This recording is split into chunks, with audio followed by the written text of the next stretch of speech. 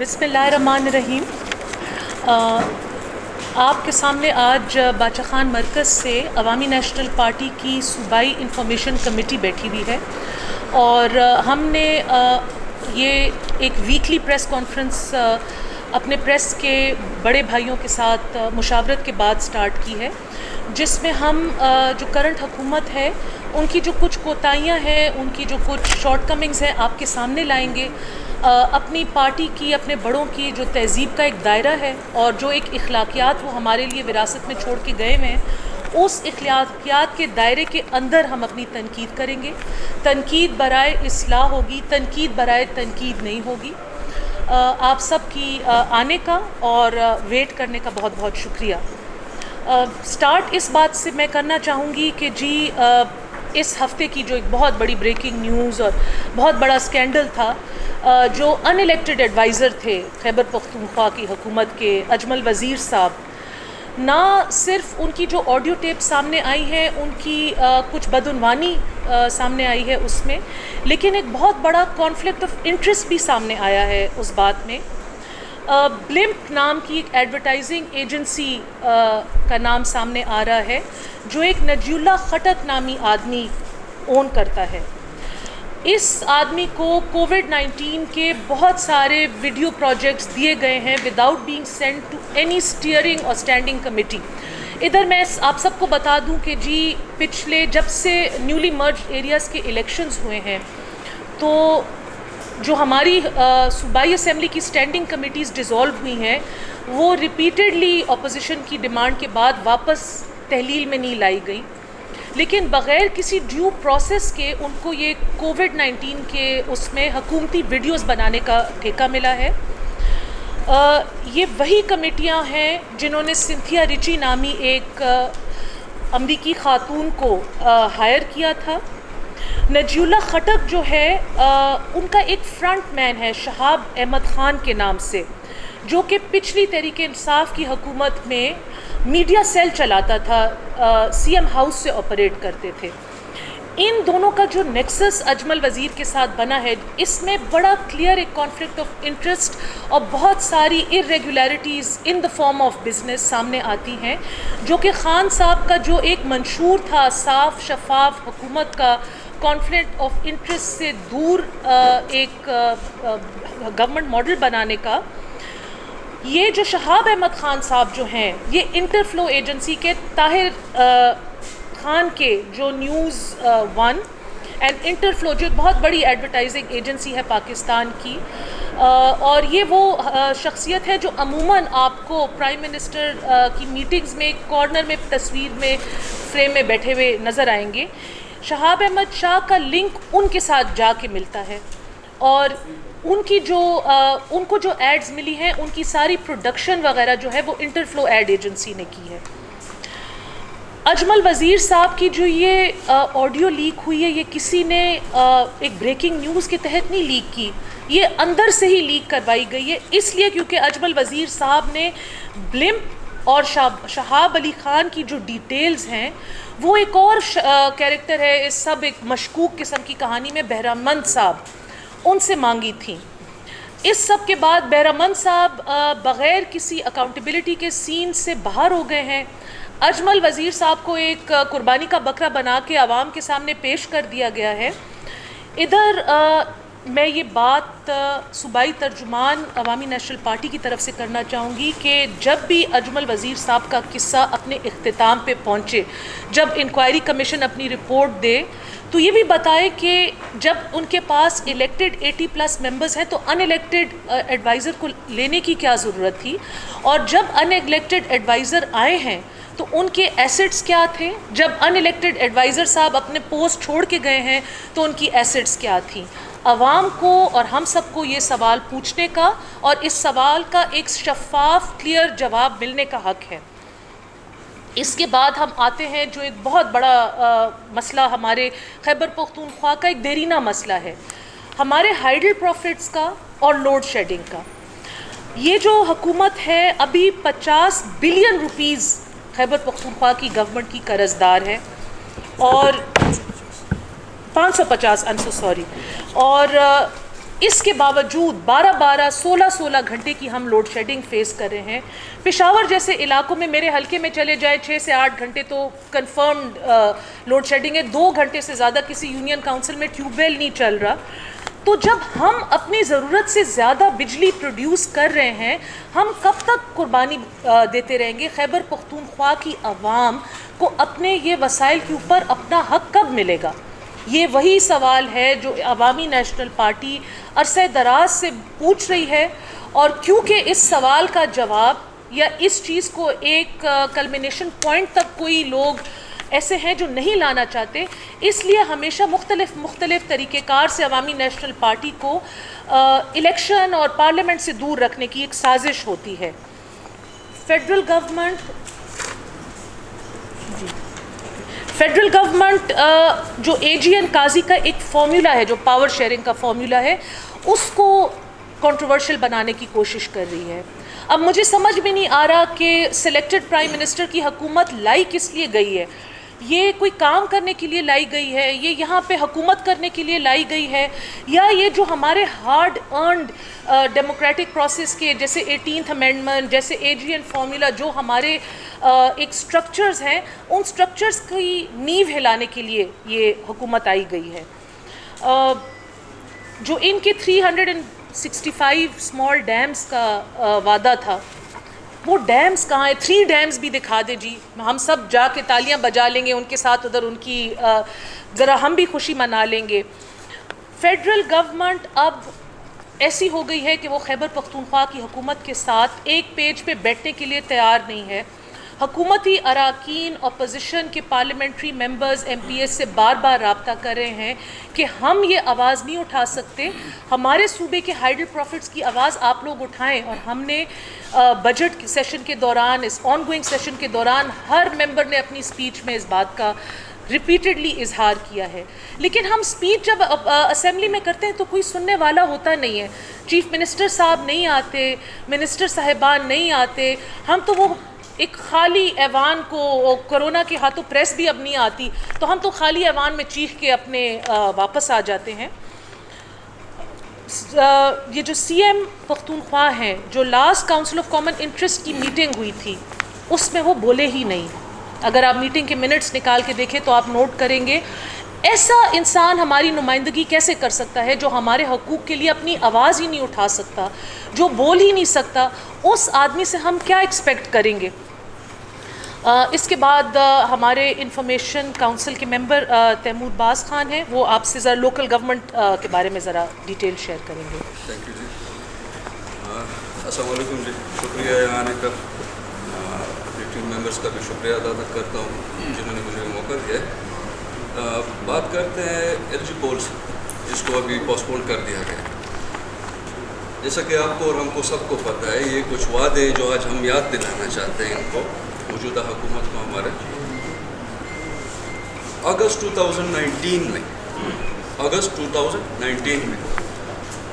یہ ہو جانے چاہیے تھے ہمارے الیکشنز لوکل گورنمنٹ کے, جس کا وعدہ کیا گیا تھا کہ اس کو ہم نچلی سطح تک لے جائیں گے, عوام کو ہم اس ملک کا جو حاکم ہے صحیح معنوں میں بنائیں گے.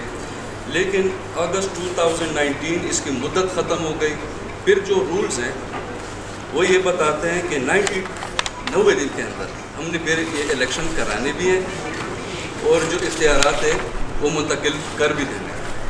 لیکن آج تک ایسا کچھ ہو نہیں سکا. یہ کہتے ہیں L G act 2013, local government act 2013, یہ بات کر رہی ہے.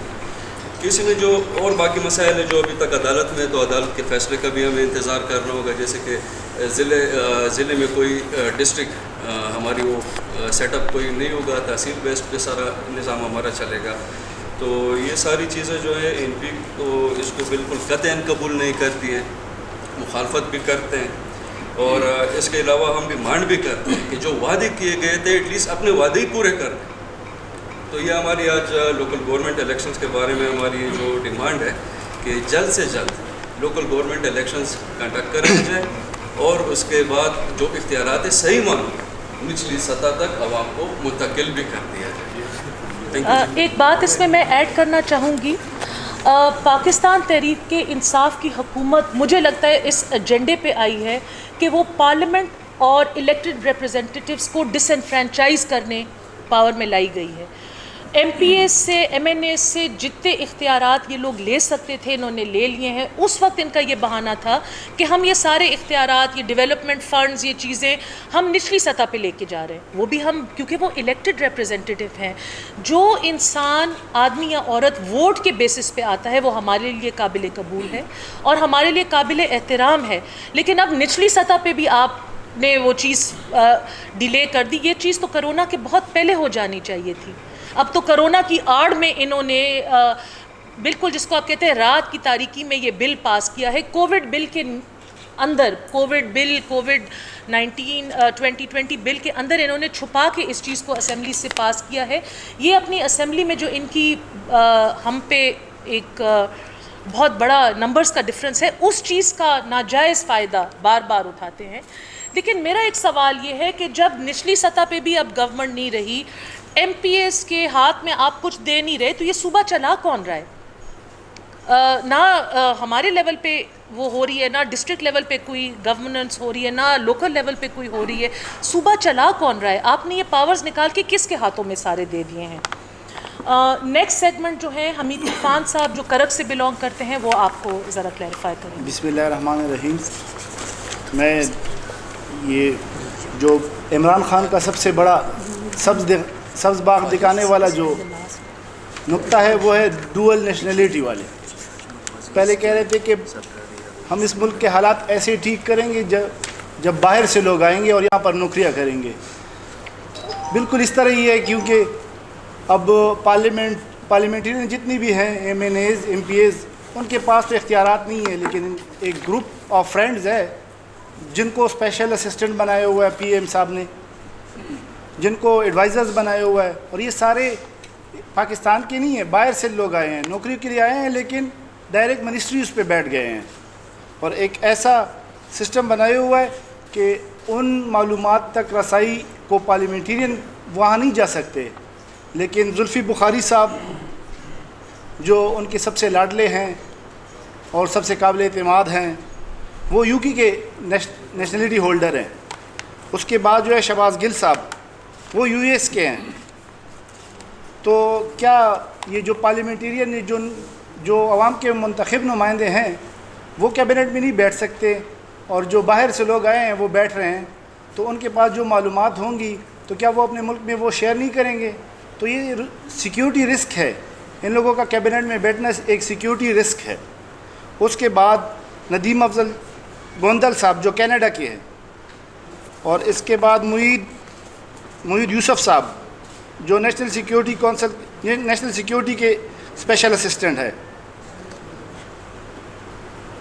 وہ یو ایس کے ہیں، وہ یو ایس کے. اور سب سے جو اچھی اور حیران کن بات ہے، اچھی ہے یعنی ڈاکٹر حفیظ شیخ صاحب جو فائنانس کے ایڈوائزر ہیں، ان کے اپنے ملک میں 2 اکاؤنٹ ہیں جس میں صرف 25,000 روپے ہیں، لیکن دنیا بھر میں 7 اکاؤنٹ ہے جس میں 134 کروڑ 75 لاکھ روپے ہیں. اگر ملک کا ایک وزیر خزانہ اپنے ملک میں پیسے نہیں رکھ سکتا اور دوسرے ملک میں رکھ رہا ہے تو اس ملک کا کیا ہوگا؟ اور وہ بھی ایسے حالات میں جب پاکستان کو سخت کرائسس کا سامنا ہے. تو حفیظ شیخ صاحب جو ہیں وہ پاکستان پہ اعتبار نہیں کر رہے اور اپنے پیسے، اپنے ایسیٹس پاکستان نہیں لا رہے ہیں. اس کے بعد عاصم سلیم باجوہ صاحب ہے جس نے ایسیٹ ڈکلیئر کیے ہیں. اس میں ایک گاڑی ہے، اس کی قیمت انہوں نے 30 لاکھ رکھی ہوئی ہے، اور مارکیٹ ریٹ اس کا ہے 3 ملین اور 30 ملین. اگر اتنا فرق اور اتنا سستے میں ملا ہے تو سمر بی بی سے ریکویسٹ کروں گا کہ وہ گاڑی اپنے لیے لے 30 لاکھ میں، کیونکہ وہ. اور شہباز گل صاحب یہ امریکہ کے نیشنل گرین کارڈ ہولڈر ہیں. شہباز گل صاحب، بابر روان صاحب نے 2 پلاٹس مینشن کیے ہیں اپنے ایسٹس میں جو ان کے بیٹوں کے نام ہے، اس کا کوئی ریٹ نہیں بتایا. تو سارے جو اسپیشل اسسٹنٹ ہے یا ایڈوائزر ہیں ایسٹ ڈکلیئر کیے ہیں، وہ انفارمیشن کے مطابق ان کی قیمتیں صحیح نہیں ہیں. جو 3 کروڑ کی چیز ہے 30 लाख की बताई गई है, जो करोड़ की है वो लाख की बताई गई है। तो ऐसे लोगों के पास हुकूमत है, पाकिस्तान का अल्लाह ही हाफिज़ है। अल्लाह हम सबको इन मुशीरों और इन स्पेशल असिस्टेंट से बचाए।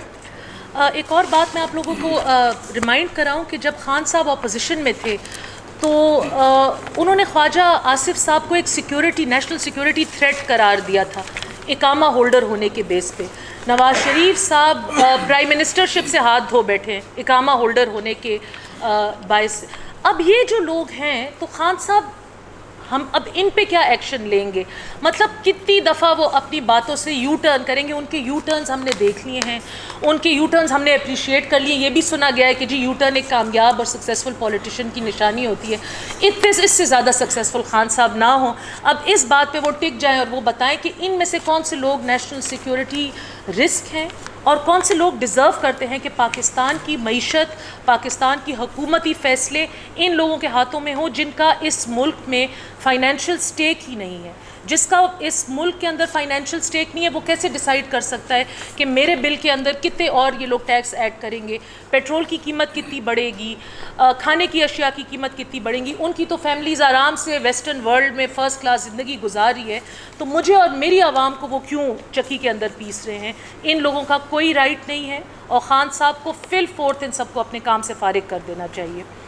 अपकमिंग अब हमारे सूबे में एक वीट का क्राइसिस आ रहा है जिसके ऊपर सलाउद्दीन मोहम्मद साहब आप लोगों को ज़रा डिटेल्स देंगे। बिस्मिल्लाहिर्रहमानिर्रहीम। सबसे पहले प्रेस के तमाम दोस्तों को क्योंकि बहुत सारे तो हम गैलरीज़ में इनसे मिलते भी हैं, इंटरेक्शन भी होती रहती है इनके बसा औकात, तो सारों को वेलकम करते हैं।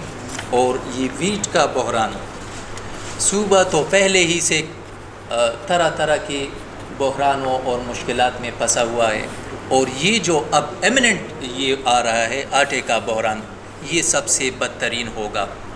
14 जुलाई को प्राइम मिनिस्टर ने एक मीटिंग चेयर की थी जिसमें ज़ख़ीरा अंदोज़ों के ख़िलाफ़ कार्रवाई के लिए सख्त कार्रवाई का कहा था, लेकिन इसके बावजूद कराची मिल्स एसोसिएशंस वालों ने उनकी कीमतें बढ़ा दी। जब उन्होंने ये स्ट्रिक्ट स्टर्न वार्निंग दी तो उन्होंने कीमतें 454 रुपीस पर किलोग्राम ये बढ़ा दी, और उनकी वो स्टर्न वार्निंग जो थी वो अखबारात की सुर्खियों के बजाय के अलावा और कुछ ना कर सकी। 15 जुलाई को ECC इकनॉमिक कोऑर्डिनेशन कमेटी का एक इजलास हुआ जिसमें ये नोट किया गया कि हमारे जो टारगेट हैं, हम अपने टारगेट से 21% लो जा रहे हैं। जो इन्होंने टारगेट रखी हुई है हम उसके 21% शॉर्ट है, which is equal to 8.8 million ton. इतना हमारे पास ये गंदम की कमी है। फिर ये कि पख्तूनख्वा की जब बात करें तो पख्तूनख्वा में इन्होंने अब तक 19,000 टन गंदम ख़रीदी है, और उसके लिए अब मुझे भी ये मालूम है कि ये पटवारी साहिबान को भी ये गो कि ये इनको कुछ ठीक समझते भी नहीं है, पता नहीं इनको क्या चिढ़ है इनके साथ, इसलिए कि पंजाब में तो ये फिर से वही निज़ाम लाना चाहते हैं। लेकिन वो भी घूम रहे थे इधर उधर वीट के लिए, और इस सारे एफ़र्ट के बावजूद इन्होंने सिर्फ 19,000 टन गंदम ख़रीदी है, जो कि इनका टारगेट था 4 लाख टन, और सिर्फ इस तरह 19,000 पे ये आ गए हैं। अच्छा, पाकिस्तान फ्लोर मिल्स एसोसिएशन जो इनका पख्तूनख्वा का चैप्टर है, उनका कहना है, उन्होंने नोट किया है कि हमारे पास हमारे वेयरहाउसेस में, हमारे गोदामों में सिर्फ 1.5 लाख टन गंदम बाकी है, और ये 1.5 लाख टन गंदम सिर्फ 2 वीक्स के लिए काफ़ी है। तो इसका मतलब ये है कि 2 वीक्स अगर गुजर जाए, हम अगर ये ख़त्म हो जाए, उसके बाद क्या होगा? उसके बाद उसी तरह की क्राइसिस होगी जो लेट 90s था वहाँ पे थे, और जो अर्ली कोविड-19 से पहले के यहाँ पे एक بحران آٹے کا آیا تھا, پرائس ہائکس ہوئی تھی. بیسیکلی یہ ان کی نااہلی کی وجہ سے ہو رہا ہے, ہونا نہیں چاہیے تھا. وہ اس وقت حالات اتنے برے نہیں تھے, لیکن اب جو حالات آنے والے ہیں, اب جب پیسے ہوں گے لیکن آٹا نہیں ملے گا, غریب کو اسپیشلی, مالدار پہ تو اللہ کا ویسے بھی کرم ہوتا ہے, لیکن غریبوں کا جو حال ہونے والا ہے وہ بہت ہی برا ہوگا. اور یہ میں نہیں کہہ رہا, یہ پاکستان فلور ملز ایسوسی ایشن خیبر پختونخوا کا چیپٹر یہ وہ کہہ رہے ہیں. اچھا جی, moving a little bit forward, ان کا کہنا ہے کہ ہمارے ریکوائرمنٹ, پختونخوا کی سالانہ ریکوائرمنٹ 4.6 ملین ٹن ہے, اور ہمارے پاس کتنا ہے, 1.5 لاکھ ٹن. 4.6 ملین ٹن کے بجائے ہمارے پاس اتنی گندم باقی ہے. تو اب اس کے بعد جو ہوگا, اللہ کرے ایسا نہ ہو, لیکن پریڈکشن تو یہی ہے, سامنے تو نظر تو یہی آ رہا ہے. اسی طرح جب شوگر کی بات کریں, ویٹ کی بات کریں, گندم کی بات کریں, پرائس ہائکس کی جب بات کریں, تو اب شوگر, چینی 90 روپے کلو, اسی طرح 20 کلو کا تیلا 1250 روپے میں مل رہا ہے, جو کہ ہونا چاہیے تھا. اور وہ جو کلیم کر رہے تھے کہ یہ 820 روپے کا ہوگا, وہ 1250 تک پہلے ہی پہنچ چکا ہے. اب اس بحران نے ابھی تک سر نہیں اٹھایا, اور جب یہ بحران آئے گا تو اس کے بعد کیا حال ہوگا اس صوبے کا, عوام کا, یہ اللہ ہی بہتر جانتا ہے. اور ہماری کوشش ہوگی اور دعا ہوگی کہ یہ بدتر حالت نہ آئے, لیکن ان کی نااہلی, ان کی طرف اصل میں ان کی توجہ اس کی طرف نہیں ہے. اسی طرح ایک نیکسٹ پوائنٹ جو میں آپ کے ساتھ شیئر کرنا چاہتا ہوں وہ ہے یونیفارم کریکولم. یہ آئین میں جو امینڈمنٹس ہوئی ہے, 18th امینڈمنٹ, یہ اس کے ٹوٹلی منافی ہے. 18th امینڈمنٹ میں پروونسز کو اٹانومی دی گئی ہے, اور ایجوکیشن یہ پروونسز کا سبجیکٹ ہے. اس پہ لیجسلیشن بھی وہ کریں گے, اس کو کریکولم کو ڈیزائن بھی پروونسز کرے گی.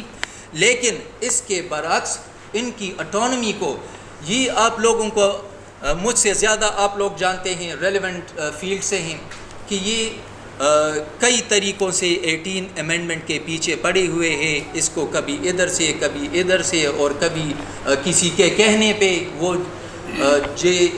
جو سلیکٹر ان کو لائے ہیں ان کے کہنے پہ شاید یہ ان کی کوشش ہے کہ 18th امینڈمنٹ کو ریپیل کر دی جائے, یا ان کو اتنا افیکٹو نہ ہونے دے. تو اس میں ایک یہ بھی شامل ہے کہ اب یہ یونیفارم کریکولم ہوگا, تو ہر صوبے میں, ہر علاقے میں, ہر ضلع میں ڈائنامکس ڈفرینٹ ہوتی ہے. ہر صوبے میں کلچرل ڈفرینسز ہوتی ہیں, ٹریڈیشنز کی ڈفرینسز ہے. اب بلوچوں کی اپنی ایک تاریخ ہے, پختونوں کی الگ اور پنجابیوں کی الگ. ہم کسی کے خلاف نہیں ہیں, لیکن یہ ہے کہ ہر جگہ, ہر صوبے میں کے ڈائنامکس الگ ہیں. تو اس وجہ سے ان کو ہی اٹانومی ہونی چاہیے کہ وہ اپنے کریکولم کو ڈیزائن کر سکے اور اس کو امپلیمنٹ کر سکے. لیکن یہ ان کے پیچھے بھی پڑے ہوئے ہیں. ہماری کوشش ہوگی عوامی نیشنل پارٹی کی, جس طرح کی بار بار ہم کہتے آئے ہیں, ہمارے بڑے بھی آپ لوگوں سے ان کی اکثر بات ہوتی رہتی ہے کہ ہم کسی بھی حالت میں 18th امینڈمنٹ کو انہیں ریپیل کرنے نہیں دیں گے. لیکن یہ ان کی کوشش ہے, انشاءاللہ یہ بھی ان کی کوشش ناکام ہوگی, اس لیے کہ یہ انکانسٹیٹیوشنل ہے, 18 امینڈمنٹ کی مخالفت ہے. Thank you very much. دیکھیں, ایک اور اسکینڈل جو پچھلے ہفتے ہماری آنکھوں کے سامنے سے گزرا ہے, جو فری ٹیکسٹ بکس میں 1.76 بلین روپیز کی کرپشن کی اسکینڈل اجاگر ہوا ہے. اب افسوس کی بات یہ ہے کہ پی ٹی آئی نے اپنا سارا 2018 کا جو الیکشن کیمپین تھا وہ اپنی خیبر پختونخوا میں جو ان کی ایجوکیشن ریفارمز تھے اور تبدیلی کا نعرہ انہوں نے خیبر پختونخوا ایجوکیشنل ڈپارٹمنٹ کے اوپر بیس کر کے بنایا تھا. تو اس ڈپارٹمنٹ میں یہ تبدیلی ہو رہی ہے, اور یہ وہ ہو رہی ہے, major losses have been caused due to over printing of the free text books. اس میں کون ذمہ دار ہے, کس نے یہ آرڈر دیا ہے, اس کا فائل کہاں ہے, اس کا پیپر ٹریل کہاں ہے. یہ آج کل 2020 کا زمانہ ہے, یہ پرانا زمانہ نہیں ہے کہ کوئی فون اٹھائے اور کچھ کرے. اس سب کا دفتروں میں ایک پراپر پیپر ٹریل ہوگا. یہ قوم کے پیسے اس سخت وقت میں, اس جنگی حالات میں جو عوام ہے, چینی کے لیے, آٹے کے لیے, پیٹرول کے لیے لوگ سڑکوں پہ جا کے اسٹرگل کر کے تو اپنی ضروریات زندگی پوری کرتے ہیں, تو اتنا ایک لارج اماؤنٹ آف منی کیوں ضائع کیا گیا ہے. اس کے لیے حکومت وقت کو چاہیے کہ فوراً, لیکن ایسی کمیٹی نہ بنائے کہ صرف وہ اخباروں کی سرخی بن جائے اور پھر وہ کمیٹی کا ہم نہ سنیں. ایک کمیٹی بنائے اور 2 ہفتے کے اندر کمیٹی اپنی فائنڈنگ سب کے سامنے لائے کہ جی آخر کار ایجوکیشن محکمے میں یہ کیا ہوا ہے اور اس کا ذمہ دار کون ہے. ایک آخری چیز آپ سب کے سامنے میں لانا چاہوں گی کہ جی 2020 تو جب سوچیں نا, گورنمنٹ نے کینسل کر دیا کووڈ-19 کے ہاتھوں. جس چیز کا نام لیں, جس پروجیکٹ کا نام لیں, یا ہم کسی بھی کوتاہی کی ان کی نام لیں تو آگے سے ہمیں 2020 کرونا کا ہمیں بتاتے ہیں. ابھی تک جو ہمارے دور دراز کے علاقے ہیں, سوات, ویر, باجوڑ, یہ بڑے ہائی رسک ایریاز تھے.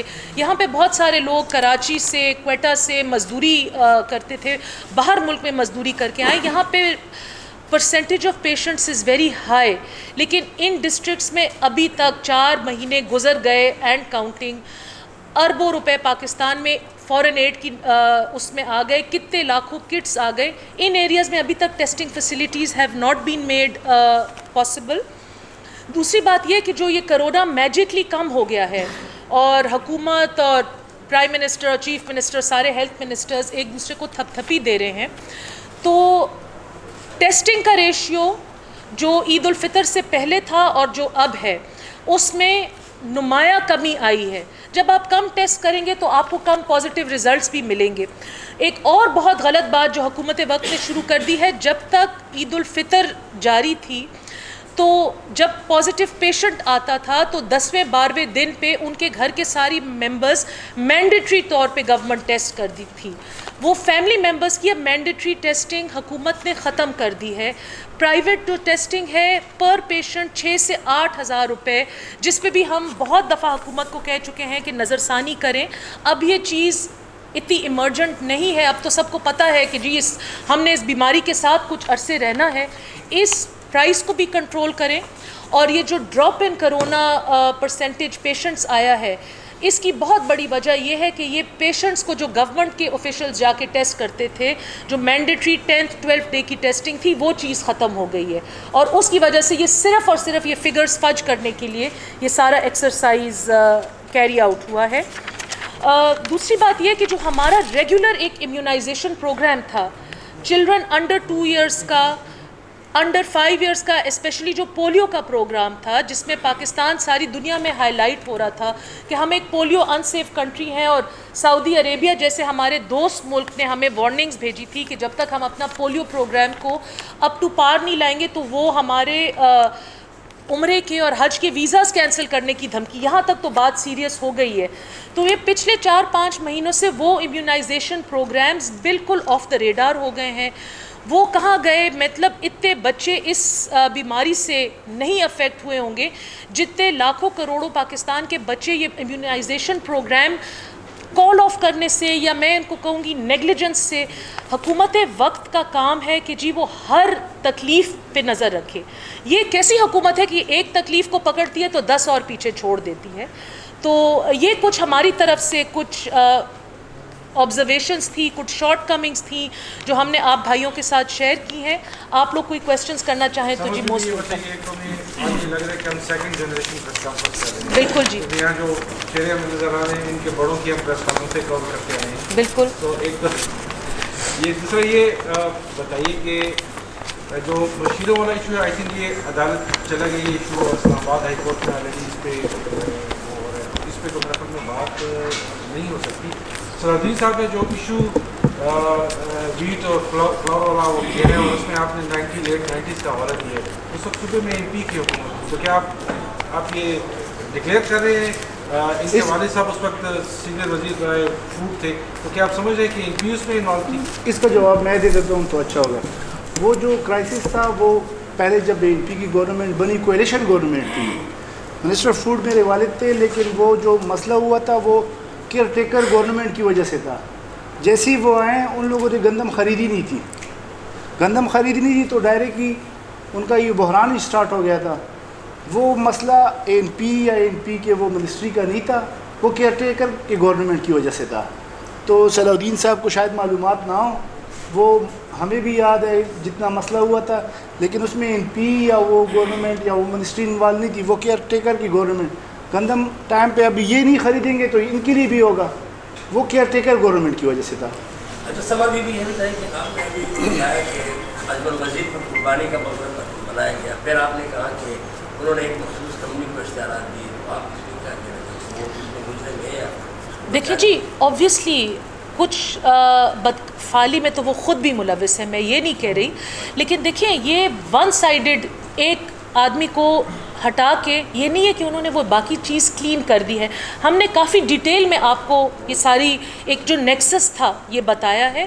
نیکسس انفارمیشن ڈپارٹمنٹ میں ابھی بھی موجود ہے, اور یہ جو نیکسس کی کڑی ہے یہ کراچی سے لے کے پرائم منسٹر ہاؤس تک جاتی ہے. تو ہماری یہ ڈیمانڈ ہے کہ جی انکوائری ایک اوپن طریقے سے ہو, انکوائری صرف اجمل وزیر صاحب کے اوپر نہ بیسڈ ہو, صرف اجمل وزیر کی اس آڈیو کے اوپر نہ ہو. یہ جو باقی ایک منی ٹریل ہے, ایک بغیر اکاؤنٹیبلٹی کے جو ایڈز وغیرہ دیے گئے ہیں, یہ ہم چاہتے ہیں کہ وہ بھی اس انکوائری کا حصہ بنے, اور یہ اس کا دائرہ جو ہے وہ ذرا وہ ہو. اجمل وزیر صاحب دیکھیں, آئی ول سے کہ جب تک ان کے خلاف کوئی ثبوت نہیں آتا ہے, انکوائری نہیں بیٹھتی, انکوائری اپنا وہ نہیں دیتی, I would not like to call him guilty. One sided verdict I would not like to give. لیکن اجمل صاحب ابھی بھی گورنمنٹ کی کار اور رہائش یوز کر رہے ہیں. مطلب یہ کیسا احتساب کا طریقہ ہے کہ جی اپوزیشن کا کوئی ممبر احتساب کے دفتر کے سامنے بھی گھس جائے تو وہ آٹومیٹکلی مغناطیس اس میں لگا ہوتا ہے کہ وہ اندر پل ان ہو جاتا ہے, پھر نہ ان کی بیل کی سنوائی ہوتی ہے, نہ ان کی رہائی ہوتی ہے. اور اس میں جو ہم بار بار جو مین کیریکٹر کا جو ہم نام لے رہے ہیں, نجی اللہ خٹک صاحب تھے, جو کہ پرویز خٹک صاحب کی حکومت میں میڈیا انچارج تھے خیبر پختونخوا کے, ان کے سارے سوشل میڈیا کے بھی انچارج تھے. ان کا رول انویسٹیگیٹ کرنا چاہیے. ہم آپ سب کی وسادت سے حکومت سے یہ ڈیمانڈ کر رہے ہیں. Thank you ji. Thank you G.